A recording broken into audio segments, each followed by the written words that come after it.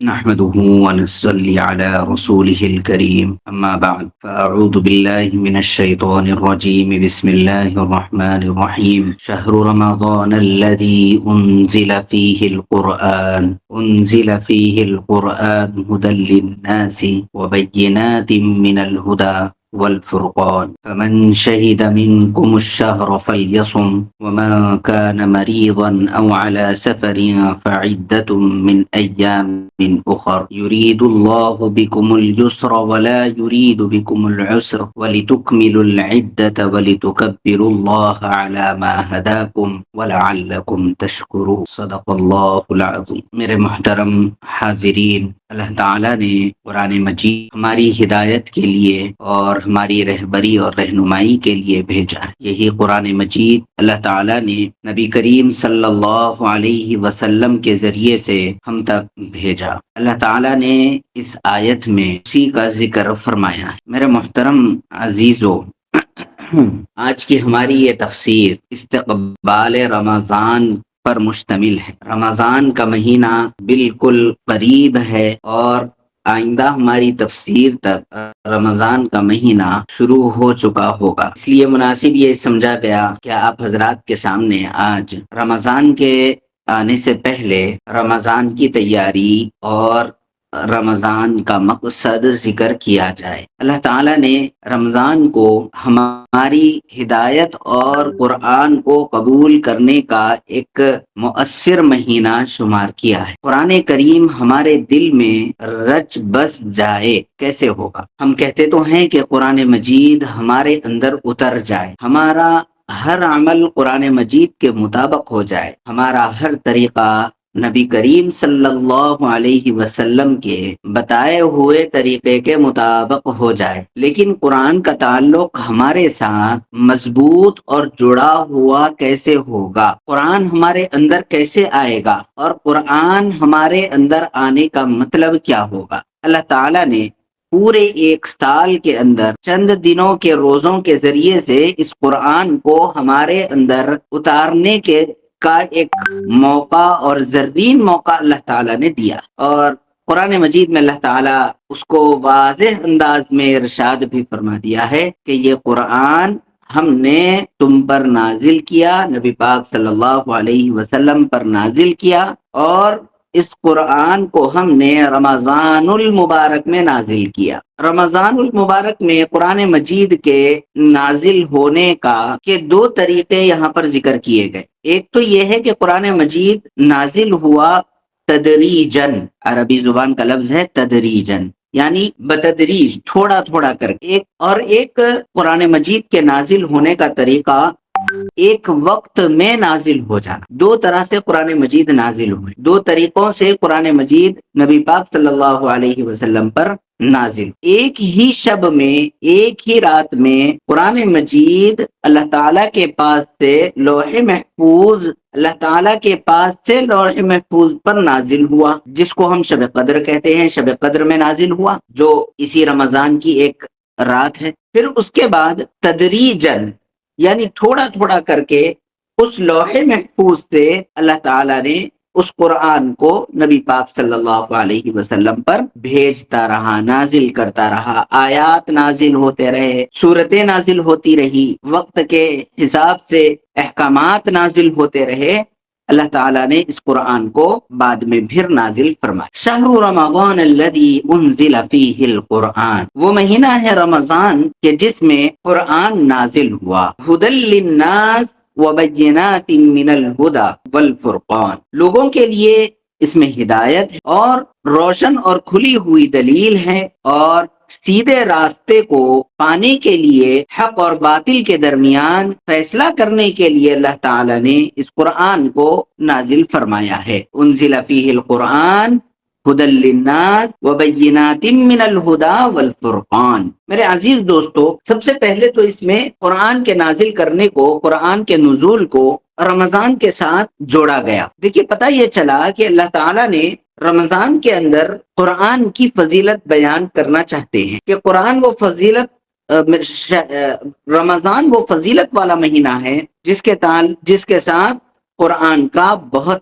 گہرا تعلق۔ اور پھر اس کے بعد نبی پاک صلی اللہ علیہ وسلم پر یہ جب آیات نازل فرمائیں تو اس کے بعد اللہ تعالیٰ نے فرمایا کہ ہدی للناس، لوگوں کے لیے ہدایت، یعنی قرآن کے ذریعے سے لوگ ہدایت پانے والے ہیں۔ لوگوں کو اللہ تعالیٰ نے قرآن کے ذریعے سے ہدایت دی ہے۔ ہر چیز میں ہدایت اللہ تعالیٰ کی جب تک نہ ہو جائے اس وقت تک وہ کام مکمل نہیں ہوتا۔ ہر چیز میں ہدایت چاہیے اللہ تعالیٰ، صحیح راستہ چاہیے، دین کو سمجھنے کے لیے اللہ تعالیٰ کی ہدایت چاہیے، مسائل کو سمجھنے کے لیے یہی چاہیے۔ اور ہم دنیا میں جو زندگی گزارتے ہیں اس میں بھی اللہ تعالیٰ کی ہدایت اگر شامل حال ہوگی تو وہی راستہ ہمارے لیے کامیابی راستہ شمار ہوگا۔ لہذا اللہ تعالیٰ نے فرمایا کہ قرآن ایسا قرآن ہے ہدی للناس، لوگوں کے لیے ہدایت، مؤمنین کے لیے بھی ہدایت، کافرین کے لیے بھی ہدایت، مشرکین کے لیے بھی ہدایت۔ اگر مشرکین اس قرآن کو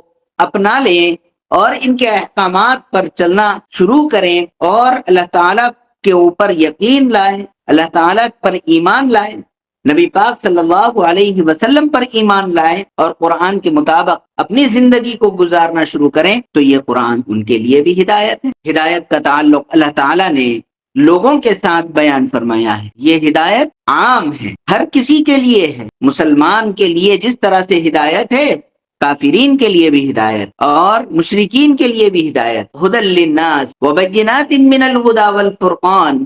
آگے چل کر کے نبی پاک صلی اللہ علیہ وسلم اللہ تعالیٰ فرماتے ہیں کہ یہ قرآن مجید جو نازل ہوا ہے، یہ قرآن مجید انسان کے لیے راہ حق اور راہ باطل کے درمیان فیصلہ اور جدا کرنے والا ہے۔ آدمی جب رمضان کے اندر روزہ رکھے گا اور قرآن مجید کو خوب یاد کرے گا، خوب پڑھے گا قرآن مجید کو، اللہ تعالیٰ اس کی برکت سے اس کے دل کو قرآن کے قبول کرنے کے لیے تیار کر دیں گے۔ سلف صالحین فرماتے ہیں کہ اللہ تعالیٰ قرآن کے قبول کرنے کے لیے اس دل کو تیار کر دیں گے۔ رمضان آیا روزے کے لیے نہیں، بلکہ رمضان آیا ہے قرآن کے لیے کہ کوئی قرآن کو پڑھے اور قرآن کو سمجھے، کہ قرآن کے سمجھنے کی وجہ سے اپنے دل کو صاف اور پاک کر لیں اور اس کا دل حق و باطل کے درمیان ہر چیز کے لیے جدائی کا سبب بن جائے۔ باطل ہے تو اس کو سمجھ میں آ جائے کہ یہ چیز باطل ہے، حق ہے تو اس کو سمجھ میں آ جائے کہ یہ بات حق ہے۔ حق چیز کی پہچان ہونا اور باطل کی پہچان ہونا یہ بھی بہت بڑی بات ہے۔ جس کو حق کی پہچان نہ ہو، جو باطل کو باطل نہ سمجھے، پھر وہ دونوں کے درمیان میں کوئی فرق نہیں کرے گا۔ باطل کو بھی حق سمجھ بیٹھے گا، حق کو بھی باطل سمجھ بیٹھے گا، برائی کو بھی نیکی سمجھ بیٹھے گا، نیکی کو بھی برائی سمجھ بیٹھے گا، اچھے کام کو بھی غلط کام سمجھے گا اور غلط کام کو بھی اچھا کام سمجھ کر کے اس کے اوپر بہت خوشی اور بہت خوشی کے ساتھ اس کے اوپر عمل پیرا ہوگا۔ یہی وجہ ہے کہ یہ چیز حق و باطل کے درمیان فرق نہ کرنے کی وجہ سے اس کے اندر پیدا ہوئی ہے۔ لہذا اللہ تعالیٰ فرماتے ہیں کہ جو بندہ رمضان کو روزے اور قرآن کی تلاوت کے لیے فارغ کر دے، اس کے لیے اللہ تعالیٰ بہت بڑی نعمت یعنی فرقان اس کو عطا فرمائیں گے، یعنی دونوں کے درمیان فرق کرنے کی صفت اللہ تعالیٰ اس کو عطا فرمائیں گے۔ علماء کے اقوال بھی اس کے اندر بہت سارے ملتے ہیں۔ امام شافعی رحمۃ اللہ علیہ ان کے سلسلے میں آتا ہے کہ 60 قرآن مکمل کیا کرتے تھے رمضان المبارک میں 60 قرآن مکمل کیا کرتے، دن میں روزہ اور رات میں تلاوت۔ یہ ہمارے علماء کا اور ہمارے مشائخین کا یہ معمول رہا، آج بھی معمول ہے۔ حضرت شیخ زکریا رحمۃ اللہ علیہ کے خاندان میں جا کر کے دیکھیے کہ آج بھی وہ چیز موجود ہے۔ حضرت مولانا عاقل صاحب رحمۃ اللہ علیہ، ان کا معمول تو ہم خود اپنے آنکھوں سے دیکھیں اور ہم نے سنا ہے ان کے سلسلے میں کہ دن میں روزہ اور رات میں پوری رات اپنے نواسوں کو اور اپنے پوتروں کو لے کر کے قرآن مجید کی محفل لگایا کر سننا، سنانا، پڑھنا، پڑھانا، یہ سب چیزیں جاری رہتی تھی۔ گھر کی عورتیں بھی ویسے ہی اور گھر کے مرد حضرات بھی سب مل کر کے قرآن مجید میں لگے ہوئے رہتے۔ کیا وجہ تھی؟ وجہ یہی تھی کہ اگر ہم قرآن مجید کو رمضان کے اس مہینے میں اپنا بہت پکا معمول بنا لیں اور اپنا اہم عمل اس کے اندر رمضان کے اندر اپنا اہم عمل اس کو قرار دیں تو یہی چیز ہم کو ہدایت دینے والی ہے اور ہم کو حق و باطل کے درمیان جدائی اور حق و باطل کے درمیان فرق کرنے کی صفت کو ہمارے اندر پیدا کرنے والی۔ میرے عزیزوں، دوستوں اور بہنوں، اس آیت سے اور اس آیت کے اس ٹکڑے سے بس یہی بتانا مقصود ہے کہ اللہ تعالیٰ قرآن مجید کو رمضان کے ساتھ خاص کیے ہیں اور رمضان کے روزے کو قرآن مجید کے اپنانے کے لیے اپنے دل کو صاف کرنے کا ایک ذریعہ بنایا۔ روزہ، دن کا روزہ انسان کے لیے اس کے دل کو قرآن کے قبول کرنے کی صلاحیت پیدا کرنے کا ذریعہ ہے۔ کم کھانا اور کم کھانے کی وجہ سے جو اثرات جسم کے اندر آتے ہیں، ان اثرات میں یہ بھی کہا گیا ہے کہ قبول کرنے کی صفت اس کے اندر پیدا ہو، قبول کرنے کی صفت، یعنی کہ قرآن کو قبول کرنے والا اس کا دل بن جائے، قرآن کو قبول کرنے والا دل اس کا بن جائے۔ اس وجہ سے اللہ تعالیٰ نے اس میں روزوں کو فرض کیا ہے۔ سب سے پہلے حکم تو اس میں شہر رمضان الذی انزل فیہ القرآن کہا گیا، آگے چل کر کے فمن شہد منکم الشہر فلیصم کہا۔ پتہ یہ چلا کہ رمضان کا تعلق قرآن کے ساتھ سب سے پہلے ہے اور روزے کا تعلق بعد میں ہے۔ روزے کا تعلق قرآن کو قبول کرنے کی صلاحیت بنانے کے لیے مصلحتاً اللہ تعالیٰ نے یہاں پر رکھی ہے اور اس کی وجہ سے قرآن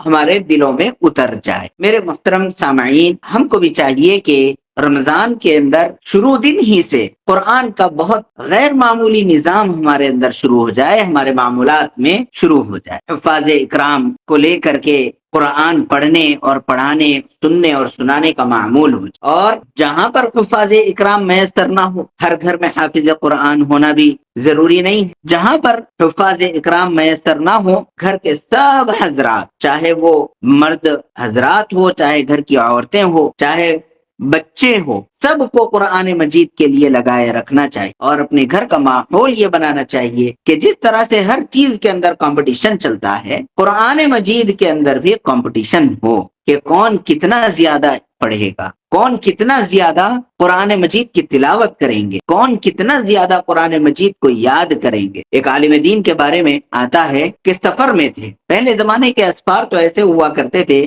کہ ایک مہینے کا سفر ایک ساتھ ہو جاتا تھا۔ کہیں جانا تو اونٹوں کی سواری ہوتی یا گھوڑوں کی سواری ہوتی تو مہینوں مہینوں نکل جاتے۔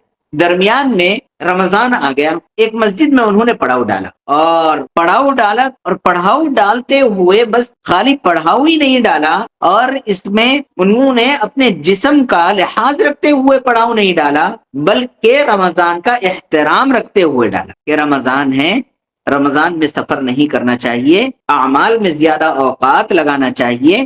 اس وجہ سے انہوں نے مسجد میں پڑاؤ ڈالا۔ پھر مسجد میں پڑاؤ ڈال کر کے کیا کیا، یہ اہم بات، قرآن مجید کی کا حفظ انہوں نے شروع کیا۔ ہر دن ایک پارہ یاد کرتے اور شام کو رات کو تراویح میں وہ ایک پارہ، تو آتا ہے کہ پورے رمضان میں وہ حافظ بن گئے۔ ہمارے سلف صالحین اور بزرگان دین کے بہت بڑے بڑے واقعات ہیں اس سلسلے میں اور بہت بڑے کارنامے ہیں اس سلسلے میں۔ قرآن کے سلسلے میں رمضان کے ساتھ قرآن کا معاملہ بہت تگڑا معاملہ ہے اور بہت مضبوط معاملہ ہے، لہذا آپ حضرات سے بھی گزارش ہے کہ اپنے ساتھ رمضان میں قرآن کو بہت مضبوطی کے ساتھ جکڑے رکھیں اور قرآن کے ساتھ اپنا تعلق لگائے رکھیں۔ جہاں تک تراویح میں قرآن مجید سننے کا معمول ہے، وہ تو سنت ہیں، وہ تو کرنا ہی چاہیے۔ تراویح کے علاوہ بھی اپنے قرآن کے ختم کا اہتمام ہونا چاہیے، قرآن مجید کی تلاوت کا اہتمام ہونا چاہیے۔ ہر شخص اپنے اوپر لازم کر لیں کہ میرے لیے 2 قرآن، 3 قرآن یا 4 قرآن اپنی مصروفیات کے لحاظ سے اتنے قرآن میرے اوپر لازم ہے۔ جو کام ہم لازم کر کے کریں گے اس کے اندر کامیابی ہوگی۔ اگر ہم اپنے اوپر لازم نہ کر لیں گے تو آج ایک بہانہ ہو جائے گا، دوسرے دن شیطان دوسرا بہانہ ہمارے دماغ میں ڈالے اور ہمارا جسم جو ہے شیطان کے طریقے پر چلنے کا عادی ہو گیا ہے، تو پھر اسی کے اندر جو ہے شیطان ہم کو چلاتا رہے گا، پھر رمضان بھی یوں ہی گزر جائے۔ لہذا ہر کوئی یہ عزم کرے اور ارادہ کرے کہ ہمارا یہ رمضان قرآن کے حوالے ہو اور قرآن کے ساتھ ہو، قرآن کی تلاوت ہو، قرآن کو سمجھنے کا ذریعہ بنے، قرآن کے سمجھنے کے ذرائع تلاش کریں، خود ہی تلاش کریں، اور قرآن کے احکامات تلاش کریں اور ان کے اوپر عمل کرنے کی کوشش کریں۔ انہی چند باتوں پر اپنی گفتگو کو ختم کرتا ہوں۔ وآخر دعوانا ان الحمد للہ رب العالمین۔